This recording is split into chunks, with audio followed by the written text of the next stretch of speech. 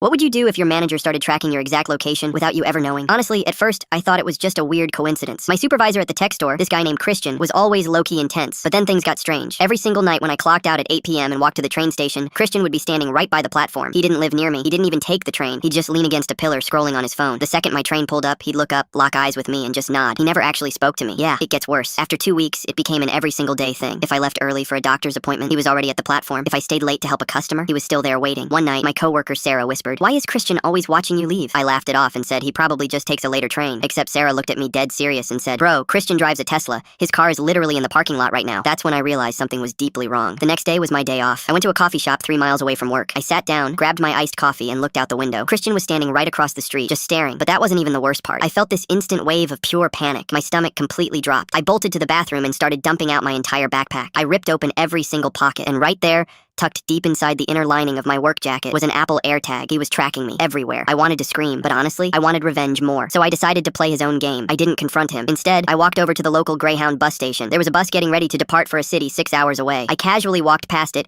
and slipped the AirTag right into the external mesh of the luggage compartment. Then I hid and watched the tracking app on my phone. An hour later, I saw Christian's location update. He was speeding down the interstate, low-key losing his mind, chasing a bus into another state thinking I was on it. He drove 300 miles. When the bus finally stopped at a dark rest stop at 3 a.m., Christian was waiting. He literally tried to force his way into the luggage doors to find me. The bus driver thought he was a lunatic and called the cops. They found the AirTag, searched his phone, and found the tracking history. He got arrested on the spot and fired the next morning. Karma hits hard, but high-speed karma hits way better.